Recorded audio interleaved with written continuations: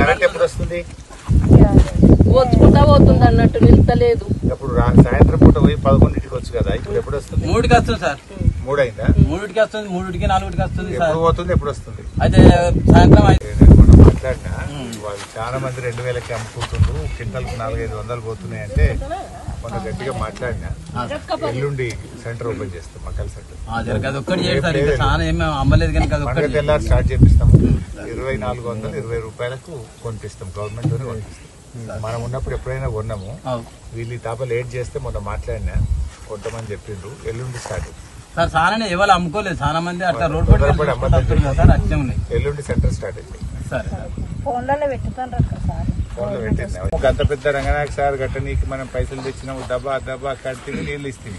ముత్యంరావులు ఉన్నప్పుడు గడికి వచ్చినావు. ముత్యంరావులు పోయిండు, ఇక నువ్వు ఊరికి వస్తుండే బాగా.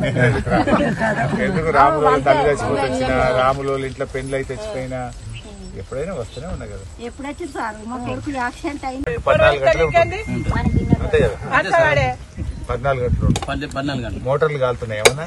ఇక మోటార్ అంటే ట్రాన్స్ఫర్ ఫుల్ ఇచ్చారు కదా సార్. మీరు ఉన్నప్పుడే ఇక వాటికి వచ్చింది వేడి ఏం పడతలేదు. ఎంత కరెంట్ బిస్కెట్లు పెట్టుకున్నాం, ఏం వేడి పడతలేదు, మోటార్ కాలుడు ఏం లేదు. కాకపోతే అప్పుడు మీరు ఉన్నప్పుడే ట్రాన్స్ఫర్ పుష్కాలం ఇచ్చారు. ఇక వాటికి ఎందుకు వేడి పడుతున్నాయి? స్ప్రింక్లర్ సెట్లు పని చేస్తున్నాయి, మనం ఇచ్చినాయి పని చేస్తున్నాయి సార్, చాలా పని చేస్తున్నాయి. మీకైతే లారీ పంపిన అది అన్నీ అవే మక్కలు వండు సార్. గుడానికి అదే మాకు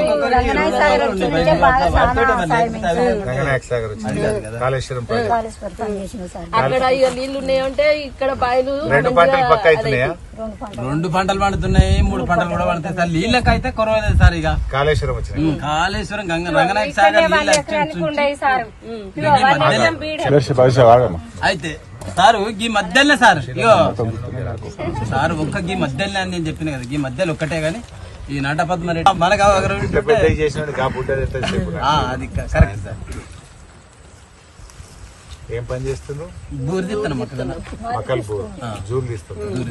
ఎంత కూలి ఇప్పుడు? 200. ఒళ్ళంటే వాళ్ళు చేసుకుంటారా? అంతా బదులు సాధన చేసుకుంటారా? ఓలుకోలు చేసుకుని కూలి కూడా ఇచ్చుకుంటారా? ఏ పద్ధతిలో? పద్ధతులు ఏం లేదు, మంచి వస్తుంది కదా, మంచి బదులు మంచిగా పోవాలి సార్. ఎక్కువ తక్కువ అయితే పైసలు, ఎక్కువ తక్కువ అయితే కొంతమందికి చాలా ఉంటుంది.